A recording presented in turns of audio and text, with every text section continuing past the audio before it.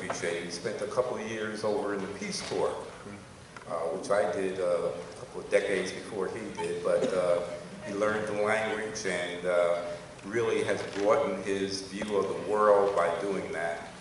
And he is an outstanding storyteller, and I would like to bring up now our first awardee for our Outstanding Achievement Award. This is Alrick Brown, an award-winning filmmaker. As you can see in this program, last year we had wanted him to be here. We wanted some of his proteges to be here, but they were out in Utah in the festival out there, and he won the award out in the film festival in Sundance.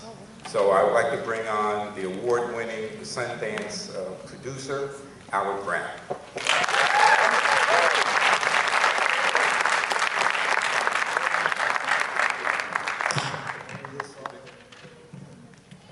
The award he is receiving is the Frontiers International 51st Year of Community Service in the Plainfield area.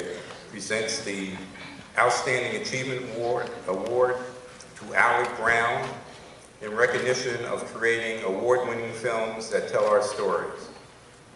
And this is our 36th annual breakfast.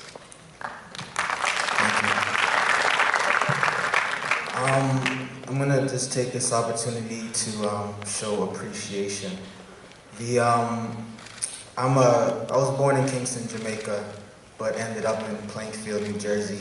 How that happened, I have no idea. Why Plainfield? But my family has lived here and we have thrived here. When you apply to NYU Film School, that year I applied, about 1,000 students applied. They accept 36 out of 1,000. Out of the 36, I was the only black male. There was a black female. And most of my classmates had money. Like a true Jamaican, my mother was working 3 jobs to provide a house and food for us, and at times 2 jobs. And she was working at McDonald's and at Pathmark. And my classmates had come from very wealthy families. NYU is about $50,000 a year, if you can just put it in perspective. I did not have certain resources, but like John Brinkley said, I lived in Africa, from Plainfield, New Jersey, speak different languages, but the most important thing that I had was Plainfield, New Jersey. At NYU, at any given time that I was in a bind, I could come back to Plainfield and go have my mother's food. I could come back to Plainfield if I needed to do casting. I could come back to Plainfield businesses for support and resources. People like John Brinkley were my surrogate father. Eric Williams, Michael Pine, the Frontiers. I came back to Plainfield every year to attend this breakfast, to be refilled and be re-inspired to do the work that I had to do over there. So the money that I didn't have, the food that I didn't, the nourishment that I didn't get over there, I was getting it every time I came back to the city. And it's, in an artist's life, you often are not recognized in your home. You're not recognized when you come home. When I come back to Plainfield, I'm walking down Front Street, no one knows who I am.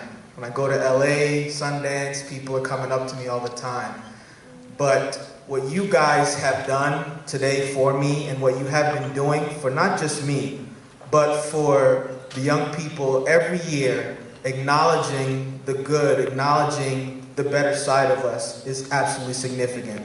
My field of media, of filmmaking, is probably one of the most important things happening right now in the world. I control what the world sees about myself, about black people, about our people, about community. Everywhere I go, I sing praises of this town. No matter what's going on, I have the power because I get the microphone and I get a camera and I can show the positive image. Now, every other town and other people do that as well. Unfortunately, we don't control our image enough. And to understand something about the history of segregation, Hollywood and segregation started at around the same time. So a lot of the way we see ourselves comes from the images that we take in all the time. So that work is important. And the work of that cameraman, that used to be me the last few years, the work of this photographer, the work of having this microphone changes how we see ourselves and ultimately changes this community. So I want to say again to the Frontiers, to the city of Plainfield, to Marlena West, to all my surrogate mothers and fathers, and more importantly, to my mother, Miss Doris Brown.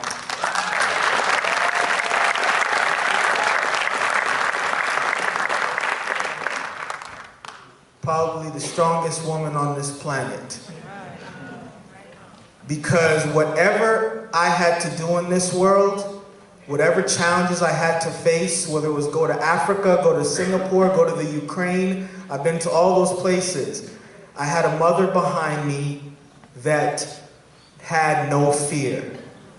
She knew I was going to go out there and do my thing.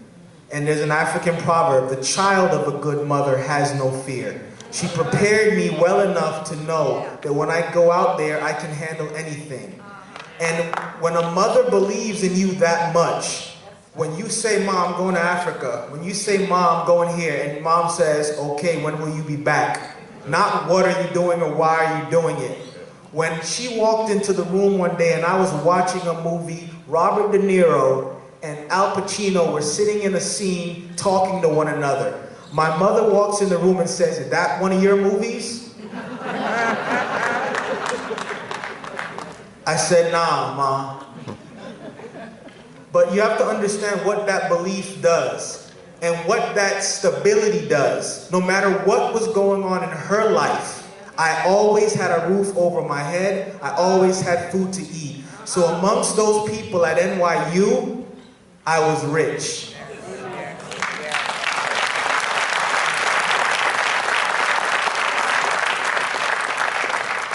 So for that, I'd like to say thank you to Plainfield. And if you guys just indulge me for 1 second, I'm a teacher and I have to say something to the students here.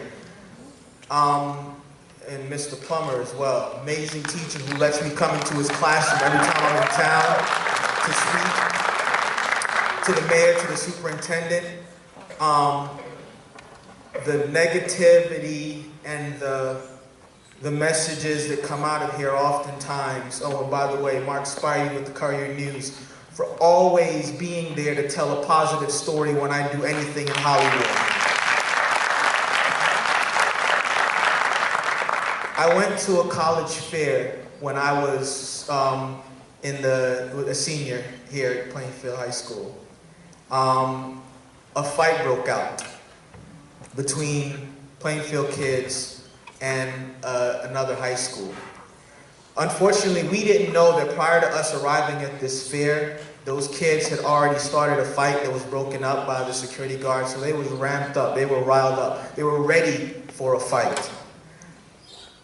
As the fight broke out and people started getting hit, all of the college recruiters, mostly white, started running out the doors. Everyone left, security guards running out.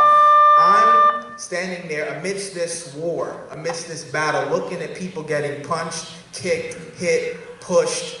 One of our classmates got slashed in the face by a bottle. And I was in some kind of haze, watching it happen. When you experience shock, you're not exactly quite sure where you are. Everything is moving in slow motion and you're just watching, you're watching, you're watching. Well, we get back to school and we had to sit down and we found out that it wasn't our fault. These kids came at us and everything was kind of squashed, but this girl's face was cut. And I was class president at the time and somebody in the audience yelled out, "Coward." They called me a coward. So you're a coward, man. You didn't fight. You didn't hit anybody. You didn't punch anybody. You didn't defend any of us. I had like taken several years of martial arts and all this other stuff. I was born in Jamaica. My father was shot and killed in Jamaica. I knew violence. But I went home and I cried. And I cried and I cried and I cried and I cried because I felt like a coward. Many years, and I think that day, when I walked through a high school, I felt like everybody was looking at me and I felt guilty. I wasn't cool anymore. I wasn't one of those people. I wrote down on a piece of paper that night, cowards die first. Sorry, courageous people die first. Cowards die last, but writers tell their story. That incident taught me who I was. I am not a fighter.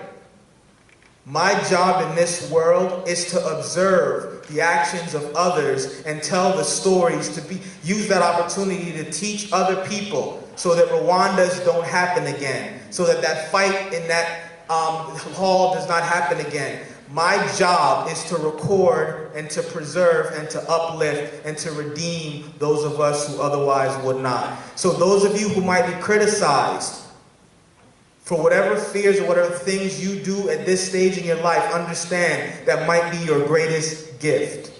Embrace it.